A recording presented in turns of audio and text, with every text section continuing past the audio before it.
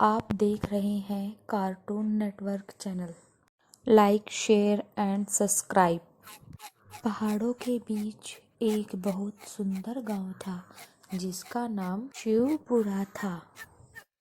उसी गांव में एक बूढ़ी औरत रमनलता अपना एक छोटा सा लॉन्च चलाती थी। वह आने जाने वाले यात्रियों के लिए भोजन तथा रहने की सुविधा प्रदान करती थी। एक दिन दो राजकुमार जंगल में रास्ता भटक गए। वह दोनों भूख और प्यास के कारण व्याकुल हो रहे थे। उन्हें दूर दूर तक पानी का कोई भी साधन प्रतीत नहीं हुआ। दोनों राजकुमार आपस में बातें करने लगते हैं। लगता है हम इस जंगल में रास्ता भटक गए हैं। अब हमें क्या करना चाहिए? हाँ भाई, आपने सही कहा। शायद हम रास्ता भटक गए हैं। हमें किसी की मदद लेनी चाहिए। ऐसा कहकर दोनों राजकुमार रास्ते पर चल देते हैं। कुछ दूर चलने के बाद उन्हें एक बूढ़ी औरत दिखाई प्रतीत होती है। वह उस बूढ़ी औरत के पास जाते हैं और उससे पूछने लगते हैं, हम उदयनगर के राजकुमार हैं। हम यहाँ इस घने जंगल में रास्ता भटक गए हैं। कृपया करके आप हमारी सहायता कीजिए। हम राजा अर्जुन सिंह के पुत्री के स्वयंवर में शामिल होने के लिए आए हैं, पर हम रास्ता भटक गए हैं। कृपया करके आप हमारी मदद कीजिए। आप हमें आसपास रहने के लिए कोई सुरक्षित स्थान बताइए। मेरा नाम रमनलता है और मैं इस गांव में अपना एक छोटा सा लॉन्च चलाती हूँ। अगर आपको कोई परेशानी ना हो तो आप मेरे साथ चलिए। रात में यात्रा करना सुरक्षित नहीं है। आप कृपया करके आज रात के लिए मेरे यहाँ पर ठहर जाइए। ऐसा कहकर दोनों राजकुमार रमनलता के साथ चल देते हैं।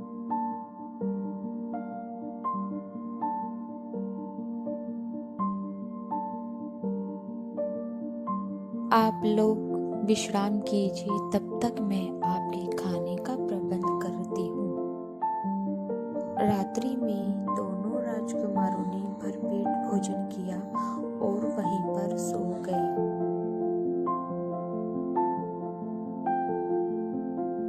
अगली सुबह हुई और दोनों राजकुमार उठे और रमनलता का आभार प्रकट करते हुए उसे धन देकर वहां से प्रस्थान करने लगे। अपने राज्य लौटते वक्त यहाँ पर आना मत भूलना। आपने हमारी बहुत सहायता की है। हम नहीं भूलेंगे। हम दोबारा आपसे मिलने के लिए जरूर आएंगे माता। ऐसा कहकर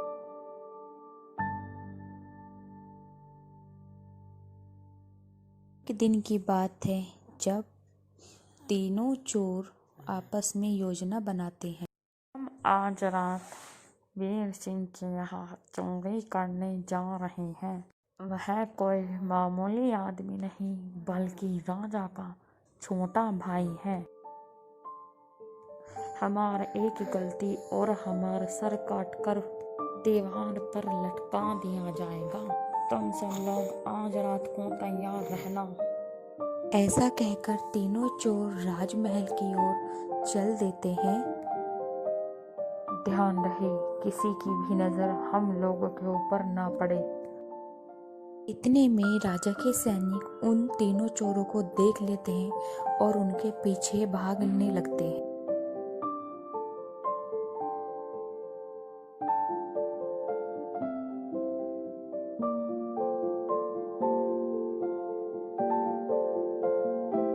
रात घनी होने के कारण वे तीनों चोर जंगल में जाकर कहीं छिप जाते हैं। यह खजाना यही छिपा देते हैं। राजा के सैनिकों ने हमें देख लिया है। यह उचित समय बंटवारे का नहीं है। हम बाद में आकर इसका बंटवारा करेंगे। यह कहकर तीनों चोर उस खजाने को वहीं छिपा देते हैं और वहां से भाग जाते हैं। उसके बाद राजा के सैनिक वहां आते हैं और आपस में बातें करने लगते हैं। रात घनी हो गई है, कल सवेरे आके देखेंगे। अभी यहाँ रुकना सुरक्षित नहीं होगा। ऐसा कहकर दोनों सैनिक आपस में बातें करने लगते हैं और वहां से चले जाते हैं।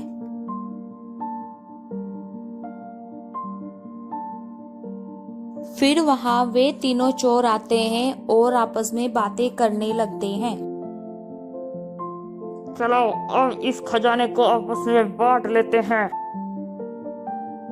नहीं, अभी नहीं, यह समय अभी उचित नहीं है खजाने का बंटवारा करने का।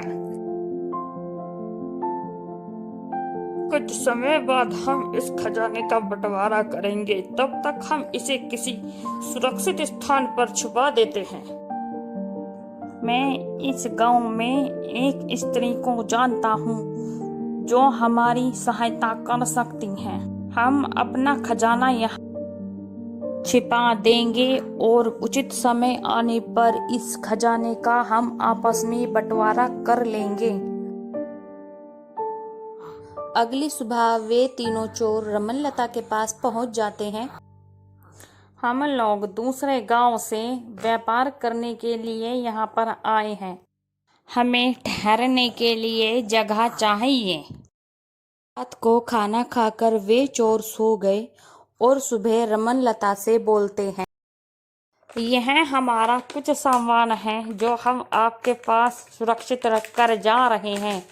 बाद में लौटते समय अपने सामान को हम आपसे ले लेंगे, पर आपको वचन देना होगा आप हम में से किसी एक को यह वापस नहीं करेंगी।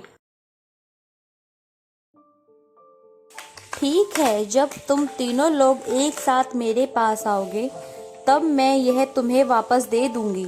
तब तक वे दोनों राजकुमार भी राजा अर्जुन सिंह के यहाँ उसके महल पर पहुंच जाते हैं। यह तीनों लोग 3 दिन का कहकर गए थे, अभी तक नहीं लौटे। क्या करूं, कुछ दिन बैग को अपने पास ही रख लेती हूँ। भाई, अभी राजा की बेटी का स्वयंवर होने में कुछ समय है, क्यों ना कुछ दिन के लिए अम्मा के पास घूमकर आया जाए। हाँ भाई, आप सही कह रहे हैं, कुछ दिन के लिए अम्मा के पास घूमकर आते हैं।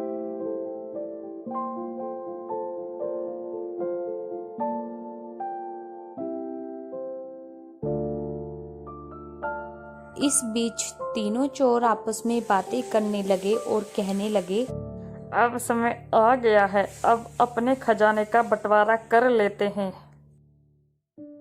हाँ, चलकर अब रमनलता से अपना खजाना मांगते हैं और बंटवारा कर लेते हैं। मैं भोला, आप मुझे कृपया करके वो बैग दे दीजिए।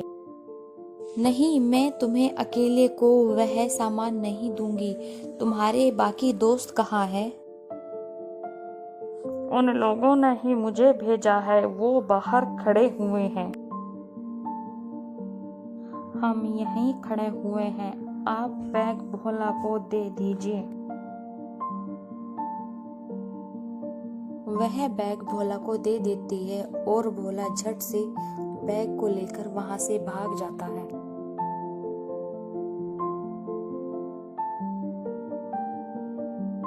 तुम भी उस भोला चोर के साथ मिली हुई हो, तुमने उसे बैग कैसे दे दिया? तुमने मुझे बोला तभी मैंने उसको वह बैग दिया, इसमें मेरा क्या दोष है? मैं तुम्हें राजा के पास लेकर जाऊंगा, तुम्हें मेरे सामान का भुगतान अपनी तरफ से करना होगा। शोर शराबा सुनकर लोग इकट्ठा हो जाते हैं। वहां पर राजा के सैनिक और दोनों राजकुमार भी पहुंच जाते हैं। शोर शराबा सुनकर वहां पर लोग इकट्ठा होने लगते हैं। राजकुमार, क्या हुआ? सैनिक, क्या हुआ? राजकुमार, यह दोनों लोग इन पर इल्जाम लगा रहे हैं कि यह चोर के साथ मिली हुई है। नहीं नहीं राजकुमार, यह सत्य नहीं है, ये दोनों लोग झूठ बोल रहे हैं। फिर वह सभी लोग राजा के दरबार में उपस्थित होते हैं। क्या हुआ है सैनिकों, क्या बात है बताओ। है चोरी नहीं कर सकती हैं, मैं इन्हें अच्छे से जानता हूँ। और राजकुमार सारी घटना राजा को वृतांत में सुनाते हैं कि वो किस तरह से मार्ग से भटक जाने पर उन्हीं के यहाँ पर शरण ली और आपके महल तक पहुँच पाए। यह सुनने के पश्चात राजा को बहुत क्रोध आता है और वह उन चोरों से सच सच बोलो, क्या हुआ है, तुम झूठ क्यों और बोल रहे हो? उनमें से एक चोर डरकर सब कुछ सच सच बोल देता है। तभी राजा उनको ले जाओ इन चोरों को और कारागार में डाल दो। राजा के कहे अनुसार दोनों चोरों को कारागार में डाल दिया जाता और रमललता को उसकी बहादुरी के लिए पुरस्कृत किया जाता है। और नई वीडियो देखने के लिए आप हमारे चैनल को सब्सक्राइब करना मत भूलिए। Like, share and subscribe.